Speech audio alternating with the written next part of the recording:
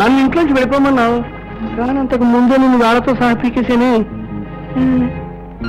జీవితం మనకు తెలియకుండా మారిపోతుందని, మమతలు ఆ సుడిగంధాల్లో మునిగిపోతాయని నేను ఊహించలేదు. మీ కుటుంబం ముక్కలైపోయేందుకు నా తండ్రి కారణమైనందుకు, ఆ తండ్రికి నేను కూతురైనందుకు సిగ్గుపడుతున్నాను. నువ్వేం చేశావు సుధా సిగ్గుపడటానికి? ఈ పరిస్థితులు చక్కబడాలంటే అత్తయ్య నిర్దోషి అని కోర్టులో మనం రుజువు చేయాలి. దానికి నీ సాయం కావాలి.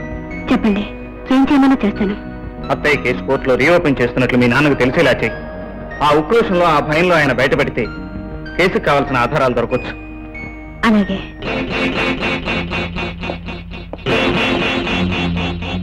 గురునాథం, అమ్మా, మా నానేంటి 2 రోజులుగా గది వదిలిపెట్టి బయటికి రావట్లేదు? నడ్డి విరిగిన పాగేం చేస్తుందమ్మా? పుట్టలోనే పడుంటారు మరి. అదేమిటి, ఏం జరిగింది? ఏం చెప్పమంటారులే అమ్మా, ఓ శ్రీకృష్ణ పరమాత్ముడు వచ్చి విశ్వరూపం చూపించి వెళ్ళండి. ఓహో, ఆ సరే గాని రజనీదేవి అనే పేరు ఎప్పుడైనా విన్నావా? ఆవిడకు మీకు సంబంధం ఏమిటమ్మా? ఆవిడ నిర్వహణ నడుస్తున్న కాన్వెంట్ లో నేను పనిచేస్తున్నాను. ఆవిడ మీద అనవసరంగా హత్యా నేరం మోపి ఒక కిరాతకుడు ఆవిడ జైలు పాలు చేశాడు. ఆ కేసు సంబంధించిన కొత్త ఆధారాలు ఇప్పుడు దొరికాయి. తన భర్తని హత్య చేసిన హంతకుని ఉరికమ్మ ఎక్కించడానికి ఆవిడ కేసుని తిరగదోడుతున్నది. అయితే ఈ కేసు ఆవిడే గెలుస్తుందంటారు? తప్పకుండా ఆవిడే గెలుస్తుంది, గెలిచి తీరుతుంది. ఆవిడతో పాటు నేను ప్రయత్నిస్తాను. వీల్లేదు, నువ్వు దాని దగ్గరికి వెళ్ళడానికి వీల్లేదు. ఎందుకని? నేను నీ తండ్రిని, నిన్ను శాసించే హక్కు నాకుంది. ఏ సబ్ మేరే పాస్ నే చల్తా, తుమ్ కౌన్ హో ముझे बोलने वाले? ఎవడి భాష మార్చేసింది? ఆంగ్ల భాష అయితే నేను అతి చక్కగా తర్జుమా చేస్తున్నాను కదండి, అందుకని నాకు రాదనుకుని అఫిషియల్ లాంగ్వేజ్ లో తిట్టారండి. దాని తర్జుమా ఏమిటో చెప్పు. నువ్వు వేధవ ముఖం వేసుకుని ఇంట్లో కూర్చో, నేను చేసేది నేను చేస్తాను అని ఆవిడ. అమ్మాయి అందా నీకు భాష రాక? అయ్యా, కేంద్ర భాష నుంచి రాష్ట్ర భాషకు వచ్చేసరికి ఆ మాత్రం డిఫరెన్స్ ఉంటుందండి. డిఫరెన్స్ వస్తే పర్లేదు, తేడా వస్తే మాత్రం ఒప్పుకోను. అన్నయ్య, ఏ ఇంట్లో ఏం లేవు, ఇంటి ఖర్చులకి డబ్బులు ఏమన్నా ఉంటే ఇవ్వరా? డబ్బు డబ్బు డబ్బు ఎక్కడి నుంచి తెచ్చేదే డబ్బు? అది కాదన్నయ్య, అవసరం వచ్చి అడిగాను అంతే. చూడు, నువ్వు గట్టిగా అరిచినంత మాత్రాన్ని ఇంట్లో ఆకలి భయపడి పారిపోదయ్యా. ఉద్యోగం పురుష లక్షణం ఉన్నారు, పోయిన ఉద్యోగం మర్చిపో. నేను సేట్ చమల్లాల్ చందులాలతో మాట్లాడాను. నువ్వు కాసేపు నీ కోపాన్ని మర్చిపో. జరిగినట్టు చూసి చూడనట్టు 4 నెలలకి వెళ్ళాసి జీతం 1000 రూపాయలు. ఇంటి కొడుకుగారు ఏం చెప్పడం లేదు, నా పిల్లనిచ్చే మామగారిగా చెప్తున్నా. నువ్వు ఇచ్చే ఉద్యోగం అక్కర్లేదు, నీ కూతురు అక్కర్లేదు. నువ్వు ఎక్కువగా మాట్లాడితే నేనేం చేస్తాను నాకే తెలియదు. ఈ అవిటి గోడకి గెంతే కంటే ఓ మంచి గట్టి గోడకి గెంతే పుణ్యం పురుషార్థం. కథ మారుస్తే పోలే. ఓ బావా, పో బావా, వద్దు బావా, పో బావా, పో అంటుంటే ఏమిటా ఇది? పట్టపైన ఎవరి గురించి కలగంటున్నావు? అబ్బా, కమ్మని కళ పాడు చేసావు నాన్న. ఎవరే నీ కళ్ళకి వచ్చింది? నువ్వే చెప్పావుగా చిన్న బావ గురించి కలగనమని. కష్టపడి కల్లో తెచ్చుకునేసరికి నువ్వే పాడు చేసావు. ఆ గాడిదని కల్లోకి ఎందుకు రాయించేవే? వాడికి ఉద్యోగం లేదు, స్తోమత లేదు, నెత్తి మీద దమ్మిడి బట్టి చెల్లె విలువ లేదు. తప్పమ్మా. అన్న నీ ఇష్టమేనేంటి? నా తల్లి కదూ. ఎవరినో ఒకరిని కలగనకపోతే నాకు అసలు నిద్ర పట్టదు. ఎవరిని కలగనమంటావో చెప్పు. నీ కల్లోకి ఎవరు రావాలో నేను వెతుక్కు చెప్తానే. నువ్వు వెతుక్కున్నట్టు చెప్పు. ఈ లోపల టైలర్ అప్పరాన్ని కలగనేస్తాడు. పోనీ చంద్రాన్ని కలగనైనా చిలిపిగా నవ్వుతాడు. చంపేస్తాను. చూడు, నువ్వు పడుకున్న కలగనకు, కలగన్నా కలవరించకు, కలవరించే చేతులు ఒప్పుకో, ఇక్కడి నుంచి కలగకు, అంతే. ఓన్లే నిలబడే కలగనేస్తాను. తన భర్తని హత్య చేసిన హంతకుని ఉరికొమ్మ ఎక్కించడానికి ఆవిడ కేసుని తిరగదోడుతున్నాడు.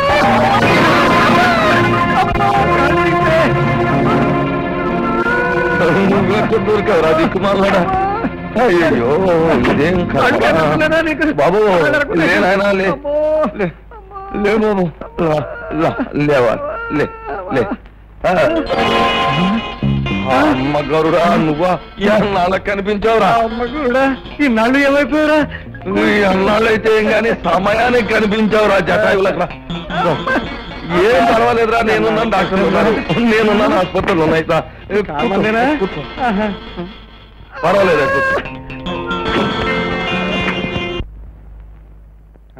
గురుడా, ఇప్పుడు చెప్తాను కూడా నీ భగవద్గీత. నేనే అర్జును నేటి అస్త్ర సన్యాసం చెయ్యక్కర్లేదు గురుడా, కానీ నీ సొంత కూతురే ఆ పొజిషన్ లో చేరిపోతే నీ పొజిషన్ ఎంత వీక్ అయిందో నాకు తెలుస్తుంది.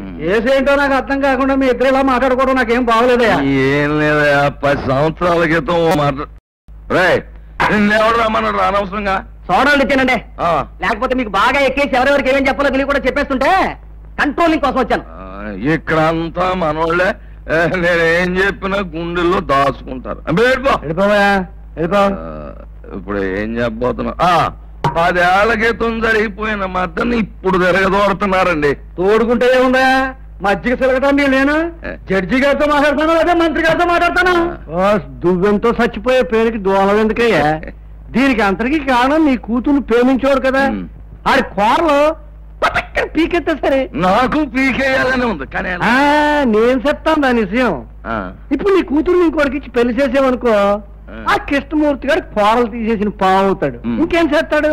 గడ్డాలు మీసాలు పెంచుకుని చొక్కాలు చింపుకొని 20 గీతాలు పాడుకుంటూ రోడ్లు పార్కులట్టు తిరుగుతాడు. నీ దారికి రాడు. కోట్లు గీట్లు ఎక్కడున్నాను కానీ ఇప్పుడు అర్జెంట్ గా పెళ్లి కొడుకు ఎక్కడ వచ్చినట్టు మాట్లాడతా. నా కొడుకు లేడు, ముద్దుల మూట, ముచ్చపు చెప్ప, అమ్మో సంబంధాలు వచ్చి చేసానా చేయలేదే. ఇంక మాటకు అడ్డు రాకు. చూడు, నీకు మినిస్టీరియల్ సంబంధం వచ్చిందంటే నీ పొజిషన్ పెరిగిపోతుంది అన్నమాట. ఇంకో దెబ్బ కొట్టే. వారి ఇష్టం వచ్చినట్టు నిర్ణయాలు తీసుకోవడానికి నేనేమన్నా పసిబిడ్డనా పశువునా? ఈ ఆలోచన మీ నాన్నగారిది కాదమ్మా, ఆయన ఒక గరుత్మంతురావు తోడయ్యాడు. వాడిదే ఏదో సలహా. ఓహో, వాడు అక్కడ చేరాడా? కృష్ణమూర్తి బాబు, సుధమ్మ గారిని నా చేతుల మీదుగా పెంచాను. మీకేం సహాయం చేయమన్నా చేస్తాను, కానీ ఆమె జీవితంలో ఏ అపశృతిని నేను భరించలేను బాబు. ఏడిశారు. దొంగలు ఊళ్ళు పంచుకుంటే చూస్తూ ఊరుకోవడానికి నేనేం గాజులు దొరికించు కూర్చోలేదు. పెళ్లి చూపులా? అయ్యా నాగభూషణరావు గారు, నాకు చాలా సంతోషంగా ఉందండి మీ ఇంట్లో స్వీకారం చేయడానికి. ఏదో లాంఛనప్రాయంగా అమ్మాయిని పిలిపిస్తే ఒక్కసారి చూపులయ్యాక తాంబులో పుచ్చుకోవచ్చు. అలాగే. సుబ్బమ్మా, అమ్మాయిని తీసుకురా. సుబ్బమ్మా, అయ్యగారు కార్ సిద్ధం చేయమని చెప్పు. వండర్ఫుల్ సుధా, మీ నాన్న ఇల్లు బ్రహ్మాండంగా కట్టించారు కానీ ఏసీ లేకపోవడం వల్ల ప్రాణాలు తోడేసాయనుకో. ఏదో ఫస్ట్ నైట్ కాబట్టి అడ్జస్ట్ అయిపోయాం. ఎవరో గెస్ట్లు వచ్చినట్టున్నారే, నేను అలా బయటకు వెళ్ళొస్తాను. నాగభూషణరావు ఎవరెత్తున్నా? వీడెవరు మావయ్య మన ఇంటికి వచ్చి నా చిరునామా అడుగుతాడు? బాబు, తమరు కుమారి సుధని. కుమార్ ఒకటే, కళ్ళు పోతాయి. శ్రీమతి సుధ. నిన్నే మా పెళ్ళయింది, రాత్రి శోభనం కూడా జరిగింది. ఏం మావయ్య? శివశివా, పాపం క్షమించుగాక. ఏంటండి సుబ్బమ్మ మేము పెళ్లి చేసుకుంటే పాప అంటారేంటి? ఎందుకు మావయ్య అలా అరుస్తావు? కరుస్తాను ఇప్పుడే తెలుస్తాను. చాలా చాలే ఊరుకోవయ్యా. కూతురు పెళ్లి చేసేసి మళ్ళీ పెళ్లి చూపుల కోసం పిలుస్తావా? అమ్మో ఎంత ద్రోహం. రత్మంతరావు మావయ్య, నువ్వు కూడా అక్కడే ఉన్న అక్షింతలు వేసావుగా, ఎలా తీసుకొచ్చావు? ఈ కుతంత్రంలో ఈడికి కూడా పాత్ర ఉందన్నమాట. ఎంత రాజకీయ నాయకులు అయితే మాత్రం ఇంత ద్రోహం చేస్తారా? జగన్నాయ పోదాం.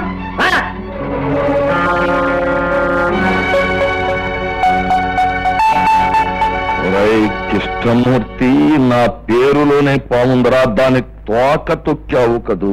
ఓకేటి మామగారు, ఖాళీ మడుగులో ఆ పాము పడగనే తొక్కిన వాడిని నీ కళ్ళ ముందే బృందావనం సృష్టిస్తాను, చూస్తావా? కమాన్.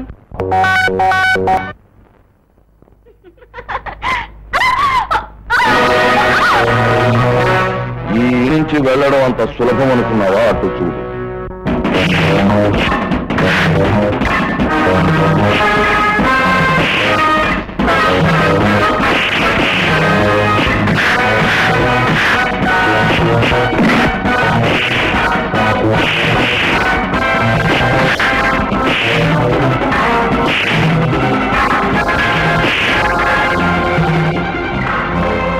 నా కూతురుతోనే కాదు, నీ ప్రాణంతో కూడా బయటికి వెళ్ళలేవని ఇప్పటికైనా అర్థమైందా?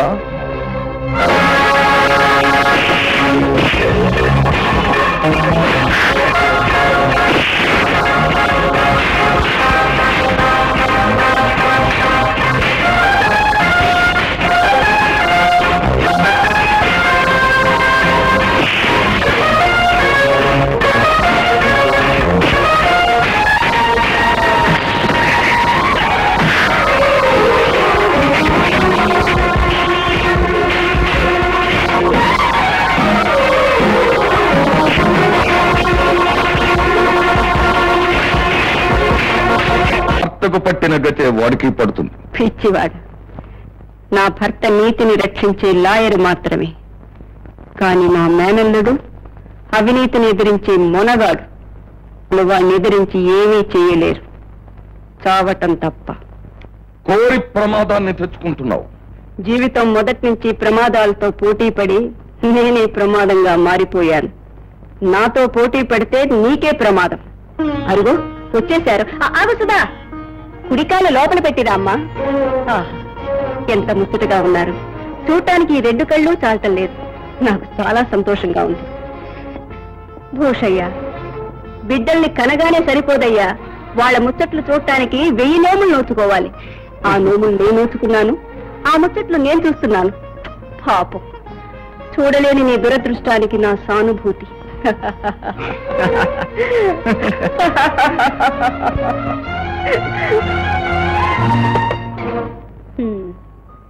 మీరిద్దరూ ఆదర్శంగా నిర్ణయించుకున్నారు. సంతోషం. మనసిచ్చిన వాడి గురించి తెగించి రావటం మన కుటుంబంలో జరిగిన 2వ కథ. కృష్ణమూర్తి, చాలా రోజుల తర్వాత నీ ముఖంలో ఆనందం చూస్తున్నానయ్యా. లేదత్తయ్య, ఈ ఆనందం కేవలం ముఖానికి పూసుకున్న రంగు మాత్రమే. దూరం అయిపోయిన నా ఇంటి గురించి గుండెల్లో అగ్నిపర్వతాలు బద్దలవుతున్నాయి. తల్లిపాలు తాగనని భీష్మించు కూర్చున్న పసిబిడ్డ తన కళ్ళ ముందే ఆకలితో మారిపోతుంటే చూసి తల్లి అనుభవించే నరకమే నేను అనుభవిస్తున్నాను. వాళ్ళ మొండితనాన్ని ఎలా సమాధానపరచను? వాళ్ళ బ్రతుకుల్ని ఎలా బాగు చేయను? అక్కయ్య, ఏరా ఆకలిస్తుందే, మంచినీళ్ళు కూడా లేవు, కళ్ళు తిరుగుతున్నాయే.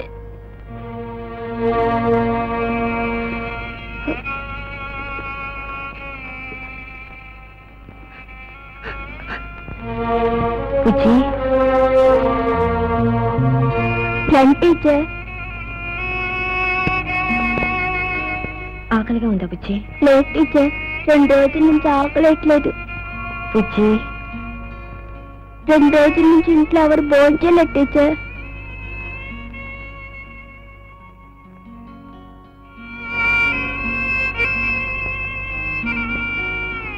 రండి, ఈ డబ్బు తీసుకుని ఇంట్లో కావాల్సింది తీసుకురామా. నా మాట వినమ్మా. పౌరుషం కోసం రక్త సంబంధాన్ని కూడా తెంచుకున్న రాతి మనుషులం మేము. మీరిచ్చే డబ్బుతో ప్రాణాలు పోసుకుంటామా? ఈ ఇంటిని ఆదుకోవటానికి ఇంకో కొడుకు బ్రతికే ఉన్నాడు.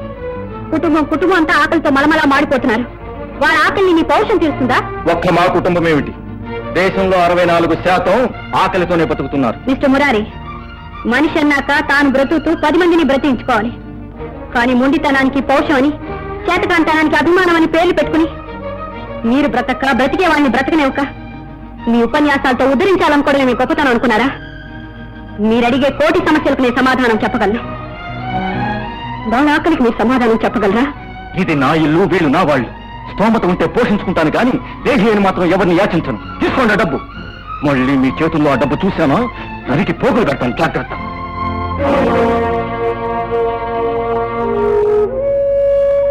తీసుకోండి.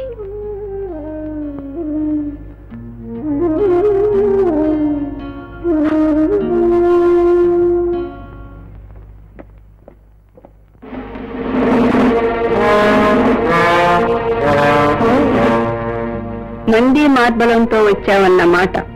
మీ అక్రమాన్ని ఎదిరించడానికి చట్టాన్ని తోడు తీసుకొచ్చాను.